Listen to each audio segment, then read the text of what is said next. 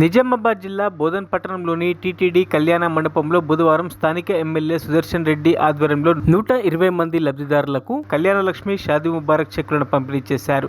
ఈ కార్యక్రమం అనంతరం మున్సిపల్ కార్యాలయంలో అధికారులతో సమీక్షా సమావేశం నిర్వహించారు. ఈ సందర్భంగా ఎమ్మెల్యే మాట్లాడుతూ కాంగ్రెస్ ప్రభుత్వం ఏర్పడ్డ తర్వాత ప్రజల సంక్షేమం కోసం ప్రభుత్వం కృషి చేస్తోందని, ప్రతి అర్హుడికి తగిన బెనిఫిట్లు అందించాలని దీక్షతో పనిచేస్తున్నామన్నారు. రేషన్ బియ్యం, ఇందిరమ్మ ఇళ్ల నిర్మాణాలు, మహిళల సంక్షేమ పథకాల అమలు జవాబుదారీగా కొనసాగుతుందని తెలిపారు. పట్టణ అభివృద్ధిలో భాగంగా పెండింగ్ లో ఉన్న బిల్లులపై అధికారులతో చర్చించి వాటిని త్వరగా పరిష్కరించేందుకు చర్యలు తీసుకుంటున్నట్టు తెలిపారు. అదేవిధంగా రానున్న వర్షాకాలం దృష్ట్యా డ్రైనేజ్ సమస్యలపై ముందస్తుగా చర్యలు తీసుకోవాలని అధికారులను ఆదేశించారు. ఈ కార్యక్రమంలో ఉర్దూ అకాడమీ చైర్పర్సన్ తాహిర్ బిన్ హుందాన్, జిల్లా గ్రంథాలయ chairman Rajireddy, PCC delegate Gangashankar, మాజీ municipal chairman Thumu Padma Sharath Reddy, MRO Vithal, municipal commissioner Venkata Narayana, ACP Srinivas, Kaldurki society chairman Sharath, Congress పట్టణ అధ్యక్షులు పాషా మొయినుద్దీన్, ఇతర అధికారులు, కాంగ్రెస్ నాయకులు, లబ్ధిదారులు పాల్గొన్నారు.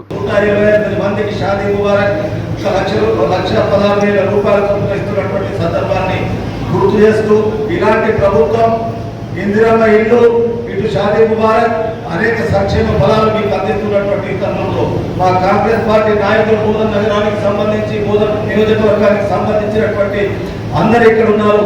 మున్సిపల్ చైర్మన్ గారు కానీ, మాజీ మండలాధ్యక్షులు కానీ, సొసైటీ చైర్మన్లు కానీ, గ్రంథాలయ చైర్మన్లు కానీ, ఈ విషయాన్ని నేను ఎందుకు చెప్తున్నానంటే, సుదర్శన్ రెడ్డి గారు అభివృద్ధి పట్ల ఈ రోజు ముందున్నటువంటి విషయం నిజామాబాద్ జిల్లానే కాదు, తెలంగాణ రాష్ట్రంలో బోధన్ నియోజకవర్గం నంబర్ 1 గా ఉందనేటువంటి విషయాన్ని మీకు తెలియజేస్తా ఉన్నా.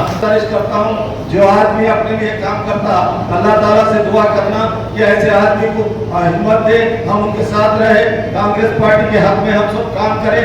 आने वाले बल्दिया इलेक्शन में अच्छे काउंसलर्स को, अच्छे आदमियों को चुनने के हम और यहाँ की तरक्की में आगे रहेंगे, बोधन का नाम रोशन करेंगे, सुदर्शन रेड्डी साहब का नाम रोशन करेंगे। मुझे जो मौका दिया गया आपको शुक्रिया अदा करते हुए रुखसत होता हूँ। अस्सलाम वालेकुम, नमस्कार। కళ్యాణ లక్ష్మి షాదీ ముబారక్ చెక్కులు గత ప్రభుత్వంగా లేట్ కాకుండా ప్రాసెస్ చేసుకుంటూ 1 లక్ష రూపాయలు చర్చిస్తూ ఉన్నారు. అదే కాకుండా ఇటువంటి కార్యంగా చేశారు. మన బోధన కొట్టడానికి చిన్న వాళ్ళకు, ఇల్లు లేని వాళ్ళకు ఇల్లు కట్టించి వారికి 5 లక్షల రూపాయలు లోన్ వాళ్ళకి ఇచ్చేది లేదు. వాపసు 5 లక్షలు ఫ్రీగా ఇచ్చి ఏ గుర్తుందని అవసరం లేదు, మీరే కట్టుకోవాలి. మన ముఖ్యమంత్రి రేవంత్ రెడ్డి గారు అయిన తర్వాత ఇవన్నీ గమనించి ఇల్లు కట్టియాలి, పిల్లలకు మంచిగా జాబులు రావాలి. మీరు 10 రూపాయలు అమ్ముకొని బియ్యాన్ని, మనకు 35 రూపాయలు వచ్చిన బియ్యాన్ని 10 రూపాయలు అమ్ముకొని మళ్ళీ 40 రూపాయలతో బియ్యం వేరే ఉంటుంది. అవన్నీ గమనించి ఈ మధ్యవర్తులు తినద్దు, నా వాళ్ళకే మన సర్కారు డబ్బులు మన వాళ్ళకే పోవాలనే ఉద్దేశంతో మరి చాలా బియ్యం చెప్తాం. ఈ రైతు మన గోలతనము చేసేసి సన్నలు సగం నూకలు అవుతున్నాయి కదా, నూకలు వాడికి కదా, మళ్ళీ నూకలు ఇచ్చేదాన్ని అంటే రేవంత్ రెడ్డి, సుదర్శన్ రెడ్డి నూకలు ఇయే కదా. ఇట్లా అంటే ఆలోచన విధానం చేయాలి. మనమందరం వాస్తవాలు గమనించాలి. ఇదేది సర్కారు గవర్నమెంట్ అంటే మనం పైసలు ఉంటే ఇంకోదాన్ని పెడతాం. ఆ కేసీఆర్ బాకీలు తెచ్చి దానికి అడ్డుగడ్డ వెళ్ళిపోతున్నాం. వీళ్ళందరూ ఉద్యోగాలు, వీళ్ళందరూ పిఎఫ్ ముసలి రిటైర్ అయినప్పుడు వాళ్ళకి ఇయ్యడానికి పైసలు ఆపెడతాం.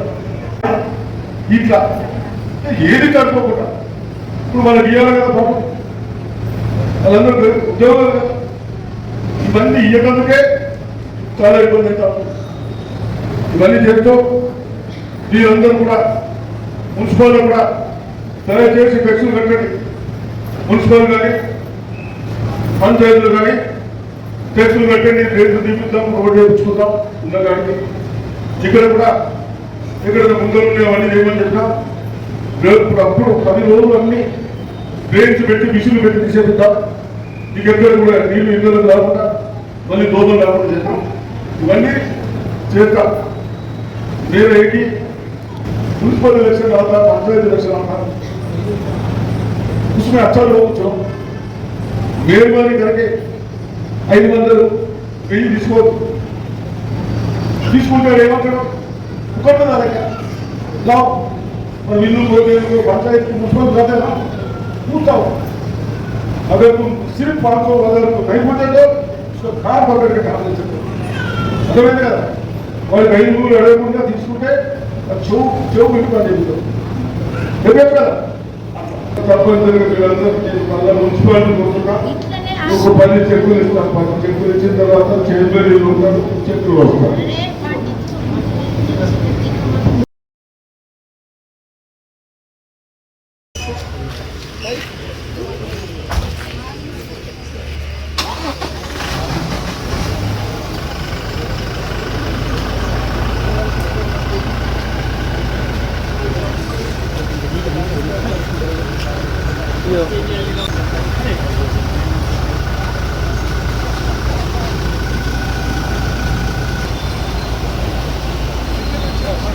మున్సిపాలిటీలో ఏదైతే కొన్ని బిల్స్ పెండింగ్ ఉన్నానో ఎక్కడి వరకు కూర్చొని రివ్యూ చేశాం. అదేవిధంగా అదే పనులు